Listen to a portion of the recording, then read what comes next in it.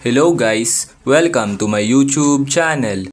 Ngayon ay tuturuan ko kayo kung paano mag-download ng Black Blast sa Google Play Store. Una, pumunta lang tayo ng ating Google Play Store. Then ayan, kapag nandito na tayo sa ating Google Play Store, pansinin nyo lang ito sa baba, itong search.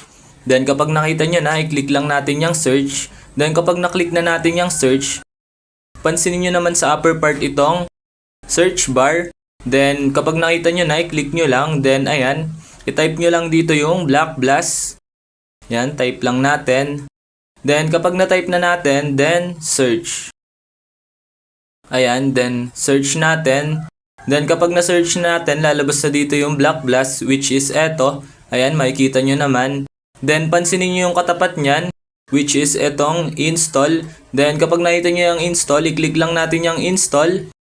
Then, madadownload na natin ang Black Blast dito sa Google Play Store. Then, kung mapapansin nyo, 0%. Then, wait natin yan mag 100%. Ayan, wait lang natin. Para ma-download o para ma-install na ang ating Black Blast dito sa Google Play Store.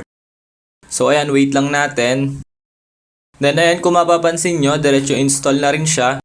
Then, ayan, kung makikita nyo naman, play na yung nakalagay sa kanya. Ito sa tapat ng ating app na Black Blast. Ayan, kung makikita nyo, play. Ayun, ibig sabihin, na-download na natin ang ating Black Blast dito sa Google Play Store. Ayun lang, ganun lang na makadali mag-download ng Black Blast.